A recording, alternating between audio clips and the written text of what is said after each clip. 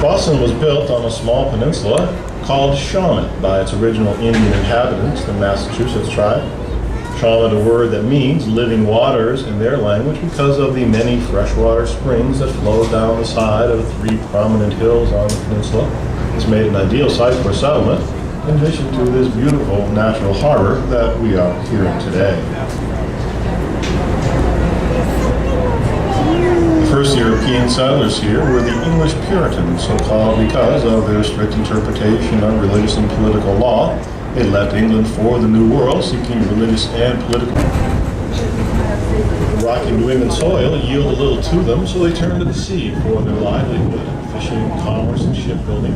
They prospered very well for the following years at these trades, having absolutely no religious objection to making a profit. There was this prosperous trade in shipbuilding. Today are the remains of Griffin's Wharf, where on the fateful night of December 16th of 1773, a group of American patriots, who were very loosely disguised as Indians, came down to the Boston waterfront there and dumped a cargo of 3 English tea ships into the harbor to protest unfair taxation. And it was this rebellious act, ever since known as the Boston Tea Party, that caused the angry English king, Mad George III, to send 5,000 additional troops to further occupy the city, declared martial law, dissolved the assembly, installed a royal governor with absolute powers. British warships blockaded the port, cutting off this city's vital lifeline of commerce and supply. The king intended going on. These are high-speed catamarans touring the world. We're having extreme sailing here.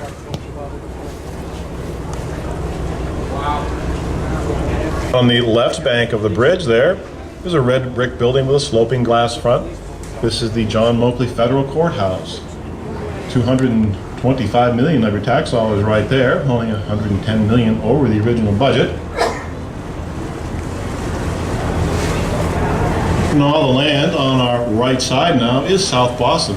This is built entirely on landfill as part of the harbor one time to the high ground over the years.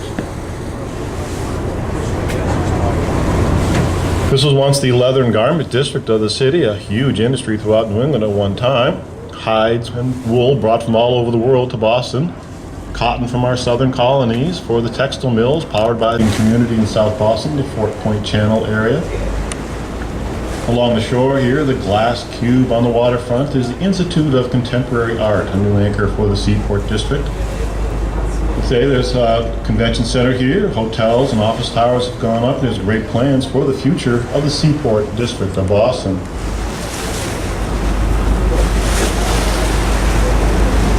As we cruise along today, you'll see numerous bleach bottles and small plastic buoys floating in the waters of the harbor. These are not litter. Each one marks the lobster traps of a harbor fisherman, up with a flounder in their beak. And all these are strong indications of the increasing health of what once was a very polluted harbor. But today they're no longer textile, paper mills, rivers, paint factories, and the billion-dollar sewage treatment plant over beyond the airport has certainly done its part as well. Next, coming up on our right on the waterfront is Commonwealth Pier with all the flags on it. Here on this newly filled land in 1914 to accommodate Boston's huge fishing fleet, which used to tie up downtown on the backside of Long Wharf. And they built a pier here to consolidate the boats and industry all in one place, move them out of the congestion of downtown into that delicious smell as well. And it was the codfish, King Cod, dried and salted, shipped to the Mediterranean, was the prime export of the New England colonies for many decades.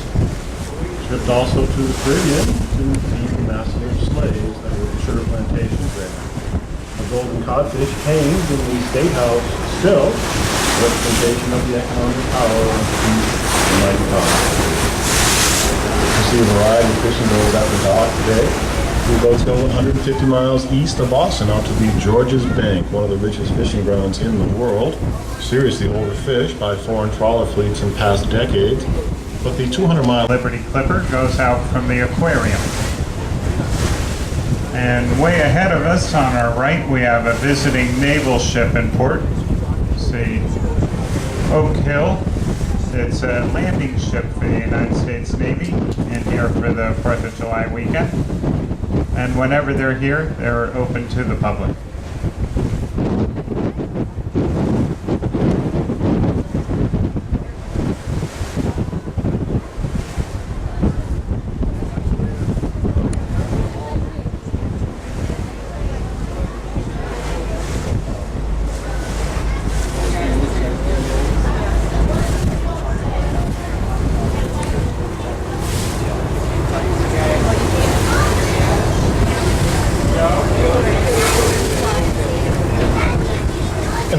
turn across the harbor, and as you do, over on the right side is the entrance to Boston Harbor by sea through the President Roads. It's called the King's Road in colonial days, of course. And on the horizon are the islands of the outer harbor, part of the newly formed Boston Harbor Islands National Park. And you can take a look out there at the islands every day.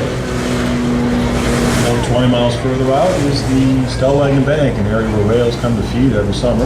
Whale watch boats, pretty tall building there, but one was not built back then. Boston was built on a small peninsula with 3 prominent hills on it. Nicknamed Trimount in the early days. Remember the Tremont Street downtown, but only Beacon Hill remains today with the State House on it. Here it reduced in height. The other hills, though, completely leveled to create a landfill along Boston waterfront. Before modern construction, the Grand Dome of the State House was the most prominent landmark for miles around in every direction, and it could also be seen from far out at sea, gleaming in the sun, and beacon to the public hill. And over on our starboard side now, over on our right side, is Boston Logan Airport.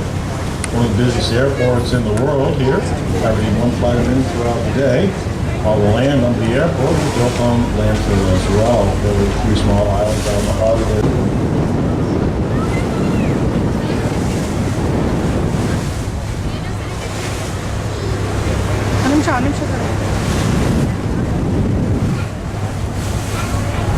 In the 17 and 1800s, waves of immigrants arrived here in the New World through this port of Boston, the second largest port of immigration in America.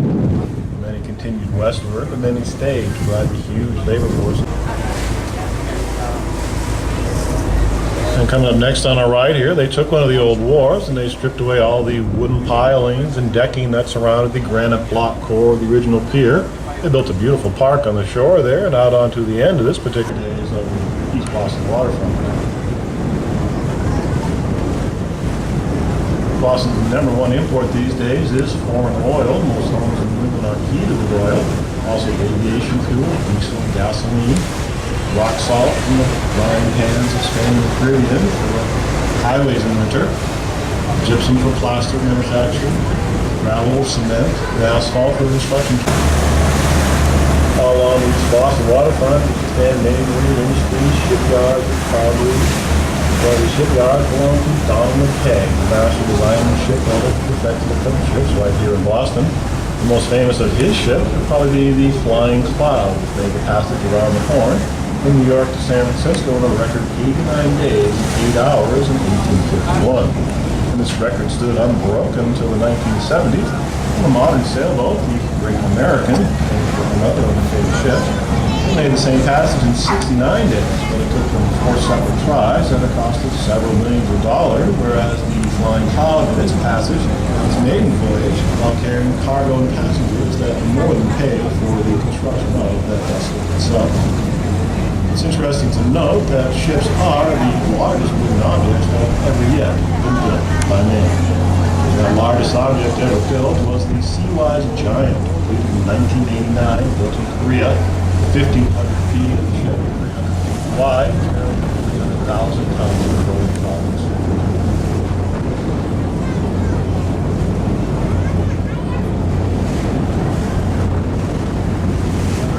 And their safety challenge figures sent over 3,000 of Roman troops and made 3 separate assaults on that hilltop on a hot June afternoon, witnessed by hundreds of spectators and the British generals from the Boston. First to assault or beat back that intense and very active firepower the nation of warfare at the time, which has been carried on by the American Armed Forces ever since. Part of the Navy Yard has been preserved in the Charlestown Navy Yard National Park, fine museum and ships on display. The World War II Fletcher-class destroyer here in these waters. This is now the Coast Guard base in Boston. The Coast Guard was founded in 1790 as a branch of the Department of Treasury, and their mission was, and still is, to patrol America's coastline against smugglers and pirates, ensure the collection of taxes and tariffs, protect the fisheries and territorial waters.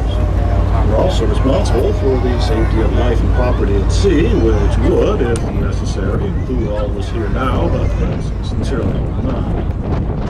We also maintain all the aids to navigation of the seaways. On the dock, they can see the red green yellow buoys that the black hole workboats here. We're very carefully placed along the channels of American sea lanes. The search and rescue vessels are painted all white. They all sport that distinctive red, white, and blue stripe of the Coast Guard along the bow. Search and rescue vessels all carry fuel cans, life rafts, pumps, and equipment, and a rescue boat there all ready to be